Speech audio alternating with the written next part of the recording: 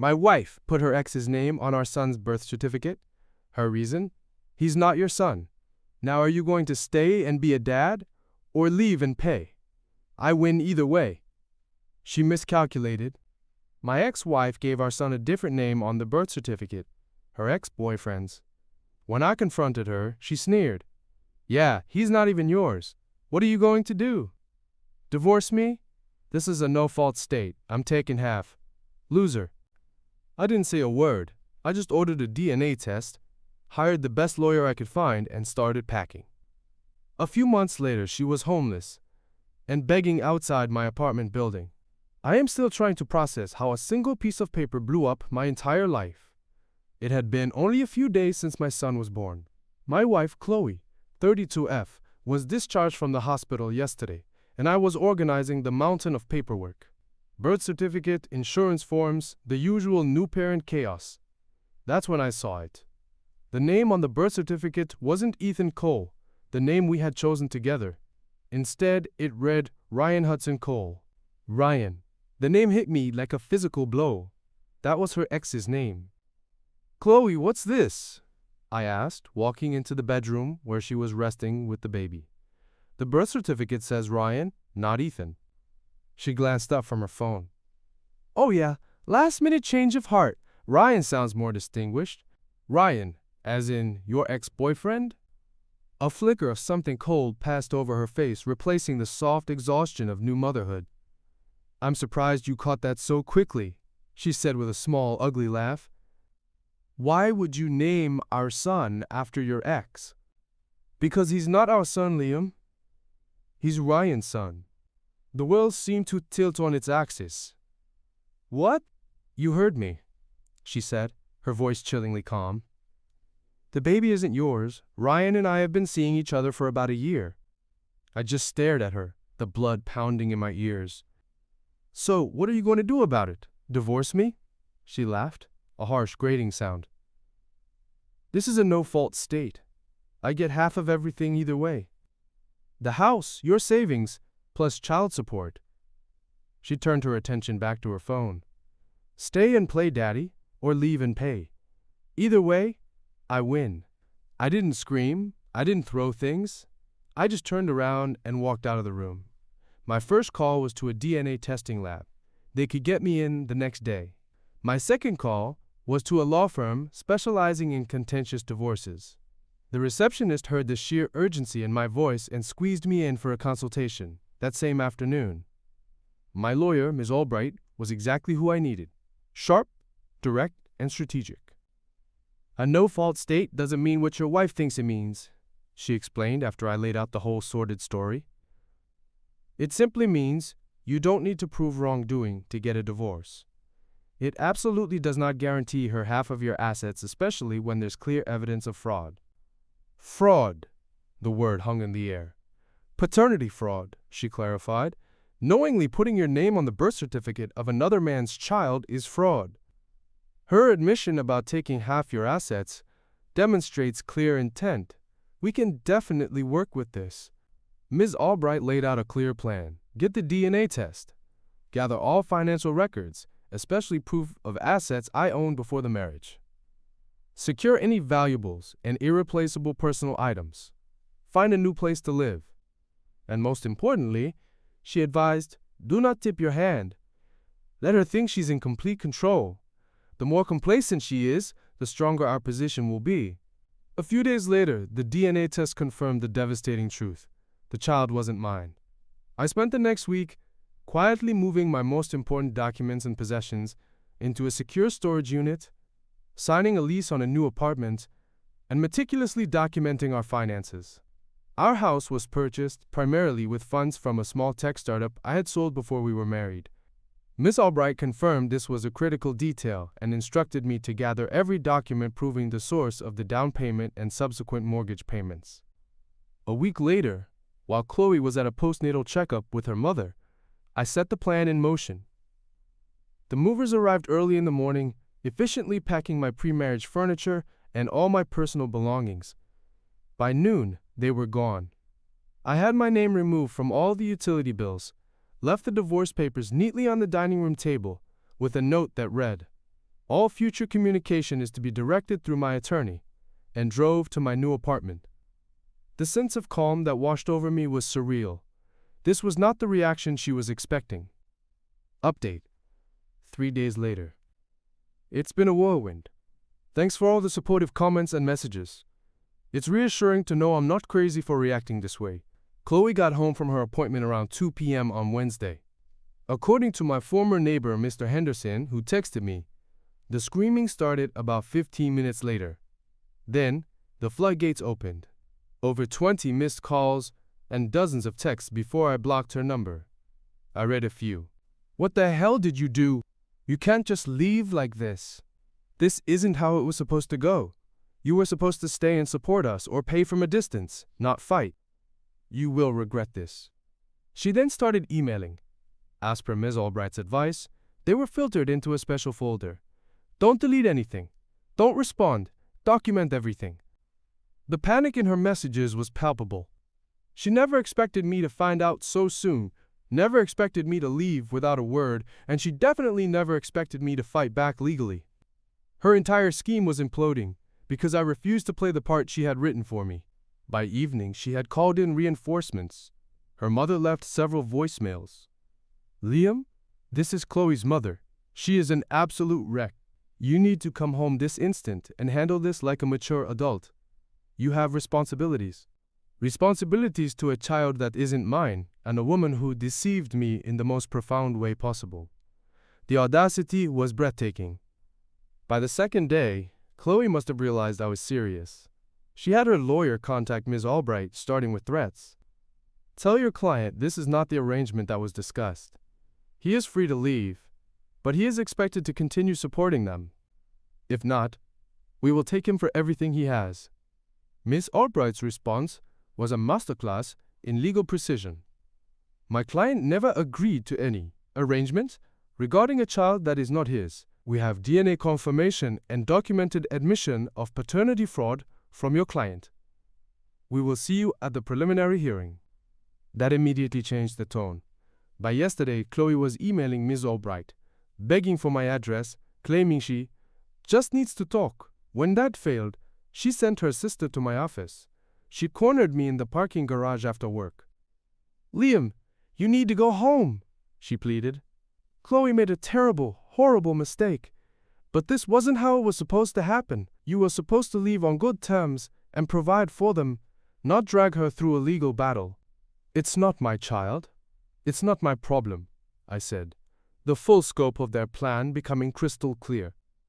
That doesn't matter, she insisted. She was going to let you off the hook for the actual fatherhood duties.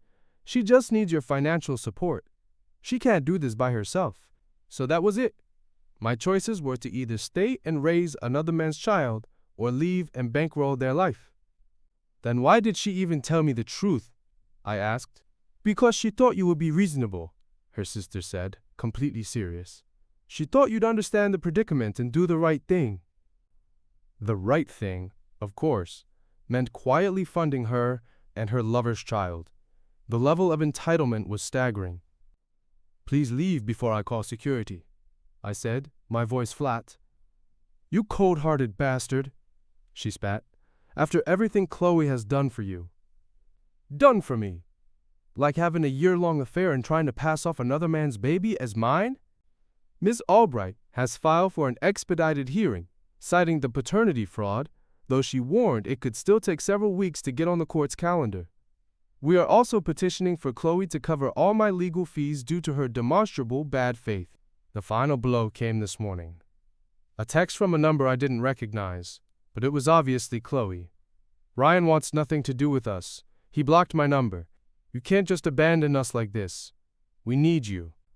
Her backup plan had failed. Now she's desperate, and I almost feel sorry for her. Almost. Update. 6 weeks later. The preliminary hearing finally took place last week. Chloe arrived looking utterly exhausted, carrying the baby in a sling, a clear and ultimately futile bid for sympathy from the judge. Her lawyers seemed completely unprepared for the mountain of evidence Ms. Albright presented. The certified DNA results, text messages documenting Chloe's admission, and a detailed financial breakdown, showing that 75% of our home's value came directly from my premarital assets. The judge was particularly unimpressed after Ms. Albright played a voicemail Chloe had left for my cousin, mistakenly thinking we were close. Tell Liam he is making the biggest mistake of his life. I will drag this out in court until his lawyer's bills bankrupt him. He will live to regret this. The judge immediately ordered a temporary freeze on all marital assets and scheduled an expedited final hearing in 6 weeks. He also ordered Chloe to provide a complete accounting of all her spending since our separation. While this is a no-fault state, the judge said, looking directly at Chloe, this court does not look kindly on attempts to manipulate the legal system through fraud and bad faith actions. Outside the courtroom, Chloe rushed toward me, baby in her arms. Liam, please, we can work this out. I kept walking. All communication is to be conducted through counsel, Ms. Albright told her firmly. You'll regret this, Chloe yelled after us. This isn't just about us. There's a child involved. A child whose biological father you should be contacting, Ms. Albright retorted without missing a step. In the following weeks, things escalated. Chloe was ordered to return my work equipment, but claimed some of it was accidentally damaged. She also drained our joint checking account of a little over $4,000, which Ms. Albright immediately reported as a violation of the asset freeze. The judge ordered her to repay the full amount immediately or face contempt of court charges. Then, last week, she somehow found my new address and showed up, pounding on my door with the baby crying in her arms. Open the door, Liam! You can't hide from your responsibilities. I didn't answer. I just called building security and recorded the entire incident through my door's peephole. With that recording and the security report, Ms. Albright successfully filed for a protective order. Meanwhile, I've been rebuilding my life. I've reconnected with old friends Chloe had subtly alienated me from. I'm sleeping soundly for the first time in months. There is a strange and profound sense of freedom that comes from seeing someone's true colors so undeniably. Update: 4 months later. The legal battle dragged on, but our final day in court arrived. The judge, visibly annoyed by Chloe's continuous games, missed deadlines, lost financial documents, and another attempt to contact me in violation of the protective order, was swift and decisive. The hearing was over in less than 3 hours. The final judgment. The house was to be sold, with 75% of the proceeds awarded to me, reflecting my initial premarital contribution. My retirement accounts and investments remained entirely mine. Chloe was ordered to pay $10,000 of my legal fees due to her pattern of bad faith actions. I was legally and permanently established as not being the child's father, with absolutely no financial or parental obligations. The court ordered the child's birth certificate to be amended. Chloe completely broke down when the judge ruled on the paternity issue.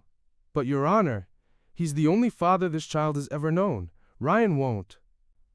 The judge cut her off, advising her to pursue a paternity action against Ryan Hudson through the family court. The child has a right to support from his biological father, regardless of Mr. Hudson's personal situation, he stated sternly. Your private arrangement with him is of no concern to this court. The house sold quickly in a hot market. I kept my job, my savings, and what was left of my sanity. I heard through the grapevine that Chloe had to move in with her parents in a small town, an hour's drive away. The move made it impossible for her to continue her regional sales job, and she ended up taking a lower-paying job at a local department store. But her sense of entitlement remains. A mutual acquaintance told me Chloe recently said, Liam got everything he wanted. The least he could do is help me with a down payment on a small condo. After everything we went through, I deserve something. Final update, 6 months later.